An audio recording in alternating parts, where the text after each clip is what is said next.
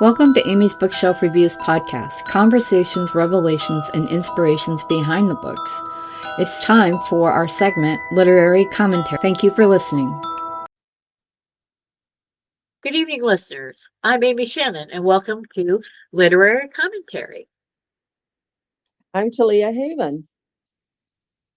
What another great time we have. April, the month of April is upon us. So, I don't have any reviews, or I have lots of reviews to do because I'm catching up. But I don't have any on my calendar for releases. And before we get into today's literary commentary topic, I just want to remind people and please share with your friends, especially other authors, that there is a couple scammers, could be the same one using different email addresses, um, pretending to be me. And I have put alerts. I did a video, in all my emails. In my signature, I have it's an alert, so people can see it when I send them something, and I have a watermark I created in the signature of my email. So, and there are a lot of other people posing as others. Have that information on my blog, and anytime I get updated information, I always do that. So if you subscribe to amysbookshelfreviews.com, any blog post about any scams that I know about will be posted on that. So now segueing into April is Disabled Writers Month. And as a disabled writer, it's not all about me. So we're going to talk about some other things. So, you've probably have, I pulled up a list, and I was actually surprised by some that I didn't realize were disabled in their own way. So you probably have a list of your own. So why don't you start? I'm going to start with Octavia Butler. She died in 2026. She was dyslexic, and she wrote the Kindred and the Parable series. I had read a couple books of hers. She was also African American, if I'm not mistaken. I read some of her work, and another one, and I didn't realize that she was dyslexic. We have also an Argentinian gentleman by the name of George Louis Burgess. He died in 1986. He wrote Fictionarius and the Alphia. He wasn't born blind, but he eventually went blind later on in his years. And I think he went blind before he started doing his work. Wow. The most wonderful person I found that just fascinated me was Christy Brown. Christy Brown was an artist and a painter. He was a writer. He died in September of 1981. He had cerebral palsy, and he wrote the book Left Foot, a memoir, and Down All the Days. Towards the end, when he was painting and when he was writing, he actually used the toes on his left foot. That's how he managed to do it. I found it really interesting because when I was researching him, I found him, and he was beside one of the paintings that he'd done of himself, and it was very dark blue and shades of gray that he had painted, and he actually used the toes on his left foot for painting and writing. That is so amazing because he's on my list too, but I can imagine. I mean, I dabble in painting. I'm better at abstract because my hands shake, but I can draw. Me and SpongeBob though, but I can't imagine painting with my toes with one foot, let alone typing. I Yeah. wonder, it makes me wonder, do they make a keyboard for your feet for people who don't have hands or can't use them? Yeah, I don't know. I Huh, know that there used to be a Jodi Arias that used to paint with her mouth. She was yeah, rather famous because she was quadriplegic. yeah. I don't remember how exactly she got injured, but she used to paint with the brush in her mouth, and she would paint. I don't think she ever did any writing. She probably has a memoir out, but I don't know if she wrote it on her own. But even with, you know, um, just living daily life, um, doing things. I mean, I must say, and as I wasn't born disabled, I just became that way over time. And with my arm surgery, I couldn't use my right arm for a very long time, and I can use it now, just not as great, not as long as I used to before the surgery. But just using my left hand, and I'm not left-handed, I'm like, oh my God, so hard. When my mom broke her arm when I was a kid, she taught herself, she practiced every day to write with her left hand. And after practice, I think she practiced for about a month, then she could write as well with her left hand as she could with her right hand. And I was like, I can't do that. No. I think it's so if you're whether you're born disabled or you become disabled in some way, and there are so many different ways. Being disabled just means, you know, there are some things that you can't do that others can, and um, sometimes you can do. And also, being disabled means you can do things that others don't do, because you have to adapt with how you live. Um, I think back to, uh, you know, um, Stephen Hawking, really. Uh, Amazing mind, and but still, how he could maneuver with just his thoughts on a on a computer and talk that way. That Mm-hmm. is, that is just amazing. And he did write, so he wrote his memoirs, and he also wrote his theory of whatever. I don't remember what it was. Um, but it's learning like that, and some aren't born with being that way. One of my favorite authors who was disabled is Helen Keller. And obviously, hopefully, everyone has heard of Helen Keller. And if you haven't, Google her. Um, and um, I remember being little, and there were two different versions of what they called the movie The Miracle Worker. Uh, the first one was a young Patty Duke, or Patty Austin, Patty Duke, and then when she grew up, well, she played Helen Keller, and then in the second version of the same one, she played the teacher, and Melissa Gilbert played um, Helen Keller. Um, but I, um, probably about a year or two ago, I was trying to remember books that I read when I was younger, and I wanted to like kind of reconnect with them. And I found Helen's the story of her life. And she wasn't born blind and deaf. She just got that way. And she was angry and frustrated because nobody understood what she wanted, and the way it was perceived that she was being a spoiled brat. But there was just a quick little thing that I just wanted to read in her from her book, because I think it kind of is to make um, what people sometimes you have to you know, people make you see things in a different way. And well, I watched the movie Wonder yesterday, and it makes me cry all the time. So that's where I got that quote. But it's correct.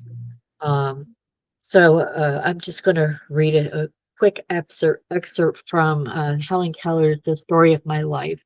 It's a really interesting book about, and it's from her point of view. It said, meanwhile, the desire to express myself grew. The few signs I used became less and less adequate, and my failures to make myself understood were invariably followed by outbursts of passion. I felt as if invisible hands were holding me, and I made frantic efforts to see myself. I struggled. Not that struggling helped matters, but the spirit of resistance was strong within me. I generally broke down in tears and physical exhaustion. If my mother happened to be near, I crept into her arms, too miserable to remember the cause of the tempest. After a while, the need of some means of communication became so urgent that these outbursts occurred daily, sometimes hourly. My parents were deeply grieved and perplexed. We lived a long way from any school for the blind or deaf, and it seemed unlikely that anyone would come to such an out of the way place as, I'm going to mispronounce this, Pascumbia, to teach a child who was both deaf and blind. Indeed, my friends and relatives sometimes doubted whether I could be taught. My mother's only ray of hope came from Dickens' American Notes. She had read his account of Laura Bridgman, and she vaguely remembered that she was blind and deaf, yet had been educated. But she also remembered the hopeless pang that Dr. Howe, who had discovered the way to teach the deaf and blind, had been dead many years. His methods had probably died with him. And if not, how was a little girl in a far off town in Alabama to receive the benefit of them?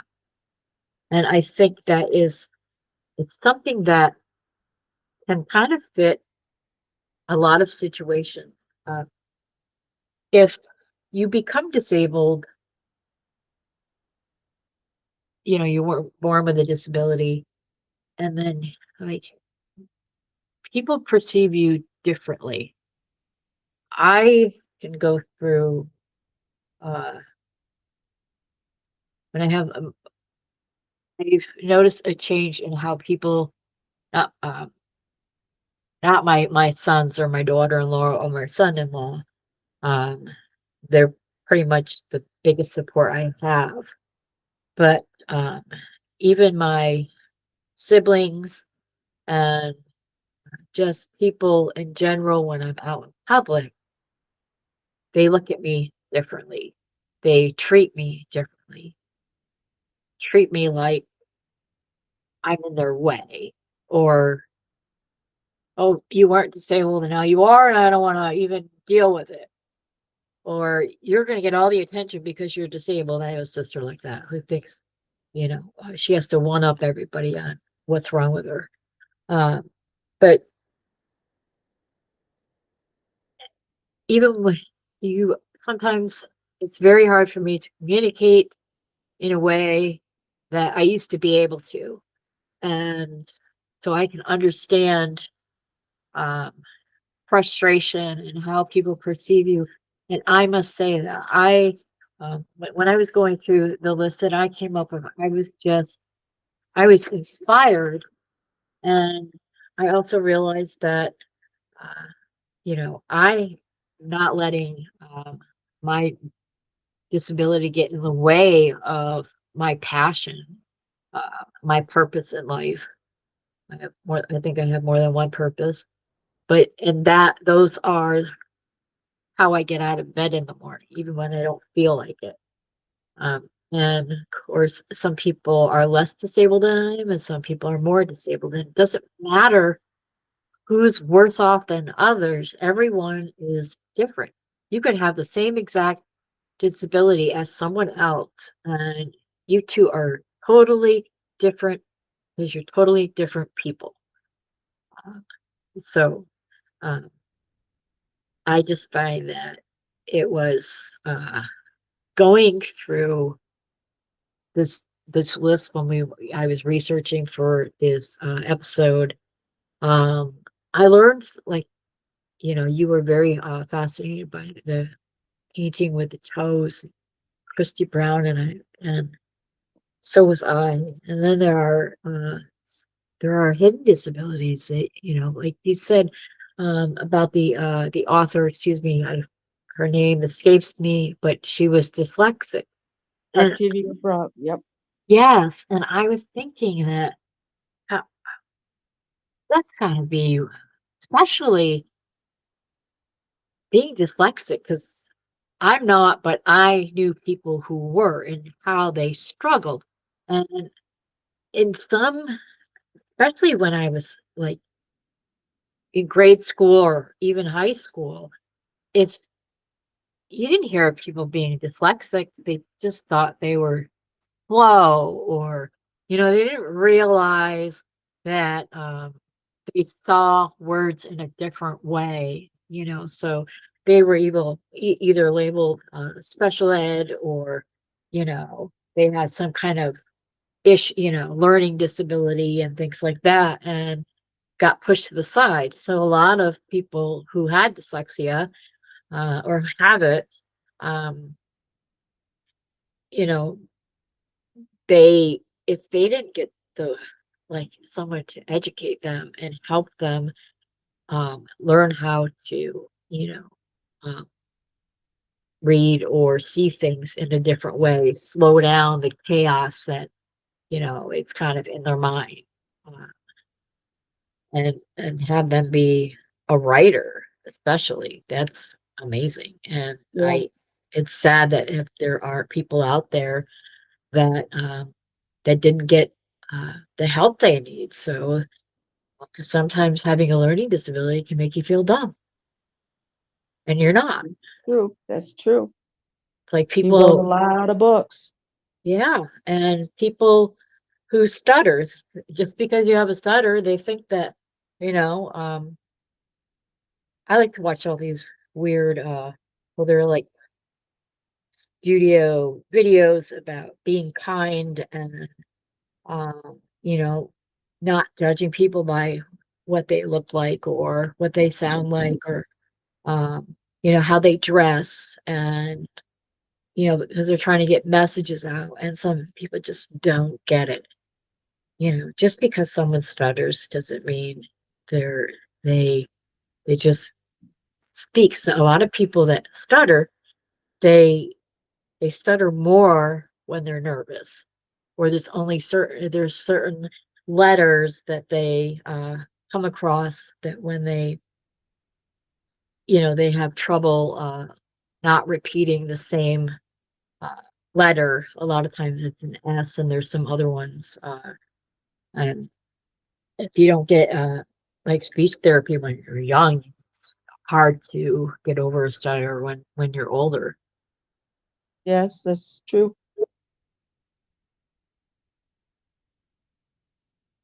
So, did you have another person on your list? Nope, I had the three. Oh, well, I learned that Truman Capote had epilepsy, Oh, yeah. and I did not know that. Me I either. found that it was. I mean, I've read *To Kill a Mockingbird*, um, and uh, he was a friend of um, Harper Lee, which now is, turned into a big. Um, that was a novelist, and uh, but yeah, I mean, I've seen people die from epilepsy because they have a seizure in their sleep. And also people with that, even with medication, they don't know when it's going to happen. No. That they, they're if it's really bad and not under control, even if it is under control, you can always have a spell. Um, you know, you can't really. It's not safe to drive. Those I know some people still do. When I found out when I couldn't drive, I immediately stopped, and I'm like, nope, it wasn't safe for me to drive anymore. So that's not an easy thing to give up. But yeah, I didn't realize that uh, he was. Uh, Didn't Harper Lee just recently pass away? I think so. Try to keep up on that, but then I'm really tired of people I like dying on me, and it's and I think so. I think I heard something about that. Um, uh, and it was just that's right. I misspoke. Uh, she wrote To Kill a Not a Mockingbird, and based one of her characters on Truman Capote. He was most famous for Breakfast at Tiffany's and In Cold Blood, and I just kind of read that the wrong way. So I'm like, wait a minute, that doesn't sound right. I read that book several times, and I don't know who the author is, but my mind doesn't always work the way it's supposed to.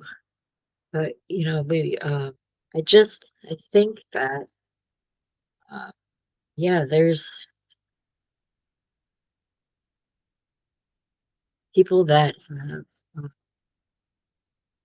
they come physically disabled. Sometimes it's emotionally or mentally disabled. And, uh, but after there's always that period, like especially if you are, you know, um, used to being just a regular person.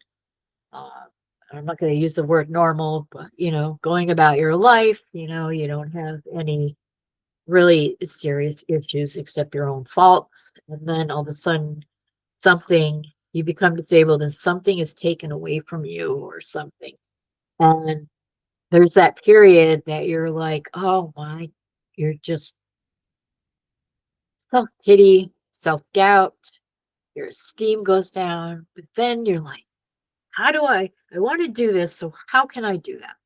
And then you find a way to do the things that you love.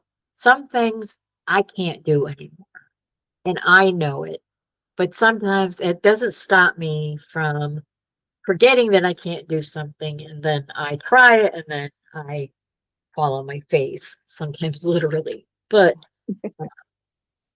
I've learned to adapt. I've had to adapt to everything. I mean, I have to have cups that have lids and aren't glass because I'll break them if I drop them.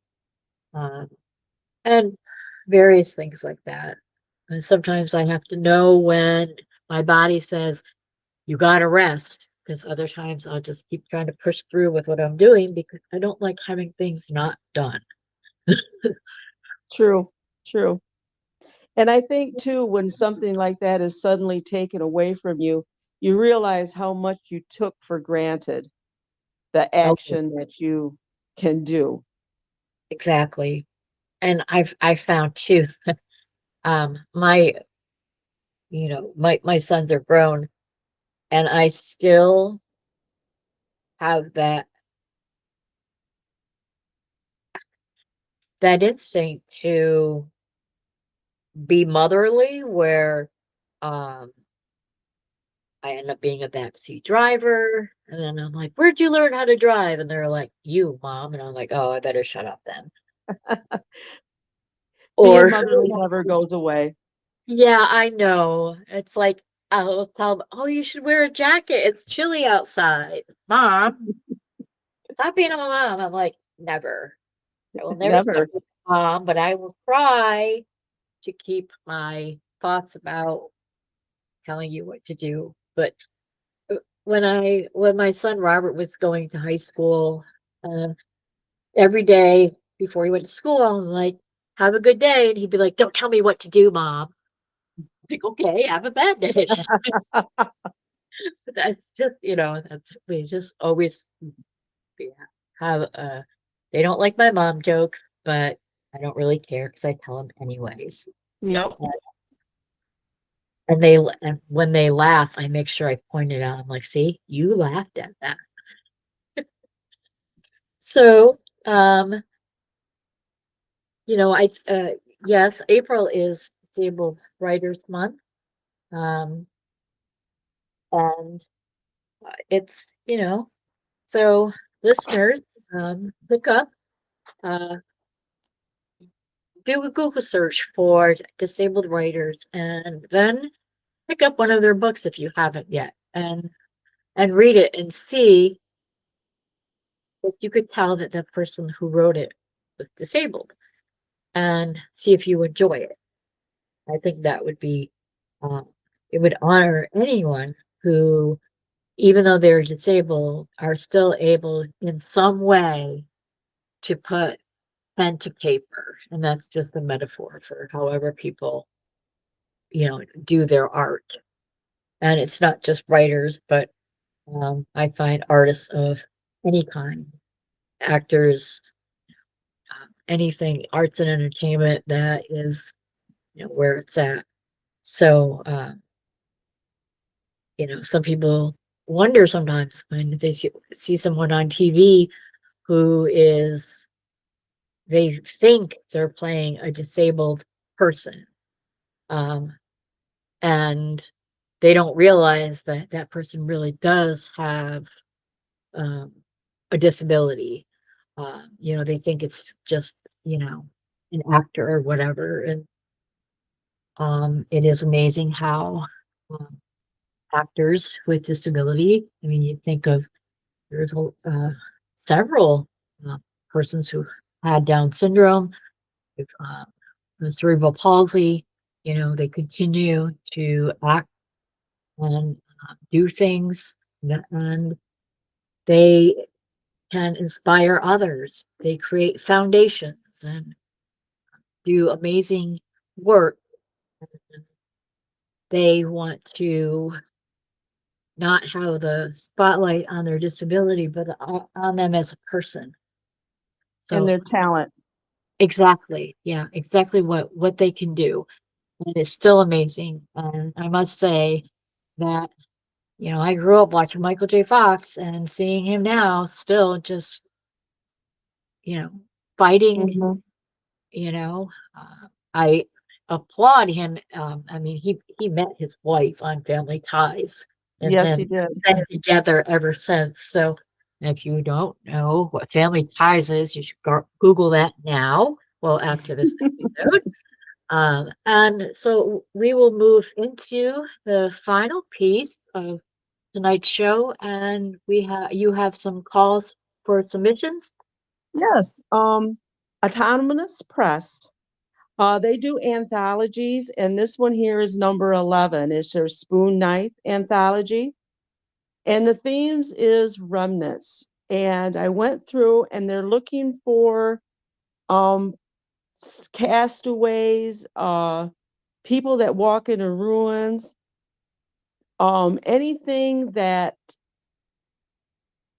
is where you are alone. They're also looking for fiction, memoirs, and poetry for your poetry people and memoir people. They're looking for that for their Remnants Anthology number 11. Oh, They're accepting submission until July 31st of this year. Um, they will notify you no later than January of 2027. And they're going to publish this anthology on May of 2027. So I think you normally put a link in comments where they could check onto it. yes. Click on the link if you've got something. I'm not really sure about something that has been previously printed. You'll probably want to take a look at their submission guidelines. I don't remember seeing it. But yeah, memoir, usually in an anthology car or call memoirs, yeah, that's a good one. Is the memoirs of poetry and fiction. Oh, that's really good too. And I people used to think that anthologies were just books that had stories written by people that no one ever heard of. Um, and sometimes writers start out that way, Yep. adding to anthologies. And I have met and reviewed authors who did anthologies and did their own stuff, and they still will participate in anthologies. Um, so sometimes, an anthology is all of your own work, but it's also, worth if you're writing in something that fits and a particular theme for an anthology, because most anthologies have a particular theme. Sometimes it's multiple themes and you can write in one or the other, but anytime you're going to submit to any place, make sure you read their submission guidelines Yep. carefully, because all it takes is that you submit something the wrong way and you're out. So Yep. you need to really, you want to show them that you pay attention. And I know that some people just kind of skim things over before they do something. And I've been guilty of that myself, but sometimes you got to take a step back and really, you know, this is your work and you're presenting to someone. So you want to make sure that you follow their guidelines, not just do whatever the heck you want. Yep. And they have a long, successful line of anthologies. I mean, this is number 11. That's So, great. Yeah. I might even check that out. Uh, yeah, that's it's you're part of something, and if sometimes you think that, oh, I got to wait forever. Well, being a writer, patience is better than impatience, because with impatience you make mistakes, you go too fast, and I know sometimes you're like, oh, I just want to get this done, but I want to get it done so I know how it ends. yep. But it's worth it. If you're a writer with passion, it's worth the time and effort and patience. Um, whether you're submitting to a publisher, looking for an agent, looking for a publisher, or even just publishing it on your own, take the time and make sure that whatever you are producing is the best that you can produce. And if you're submitting, always know what the guidelines are and what the do's and don'ts are, and if there's accepting your genre. It's very important, because sometimes people forget that. They'll just, same thing when they're looking for book reviewers. They're like, oh yeah, I'll just send this and see what they say. If you're sending someone to sci-fi, uh, they only Yeah. read horror, Yep. they're like, delete. Yep. They're not So going to enjoy it nearly as much if it's nothing they enjoy. exactly. And I tell you, I mean, I read a lot of different types of genres, but of course I have my favorites too. And those are the ones that I also go out and buy for myself. And I like buying the print books. Digital for reviews are just a lot easier for me to get through them. But if I want to sit back and enjoy a book that I love to read, I will get the print book. Mm-hmm. So this has been the end of our literary commentary, and um, don't forget to join us on next month for another great literary commentary. And this podcast runs the first and last Monday of the month at 7 p.m., 2 different segments. And it also runs every Sunday, no reruns, always a new episode at 6 and 6:30. So I want to thank everyone. Thank you for joining us, and feel free to comment on the show or any show, and join me again next week. And if you want to check out my work, just Google me. I'm Amy Shannon. And if you want to check out Talia Haven's work, you can Google her. And we are both on Amazon too. So make sure you check that out, because tell you a secret, Talia Haven's one of my favorite authors. Thank So you. you're welcome. So be safe, be well, and always be kind. It's free. Thank you for listening to Amy's Bookshelf Reviews podcast. If you wish to be a guest on the show, you can go to amysbookshelfreviews.com/podcast and schedule your pre-recording. Please follow this podcast on Spotify, even if you listen to it on other streaming sites. Also, this podcast is on every first Monday and last Monday of the month at 7 p.m. and every Sunday at 6 and 6:30 p.m. Eastern Time. I'm Amy Shannon. Be safe, be well, and always be kind.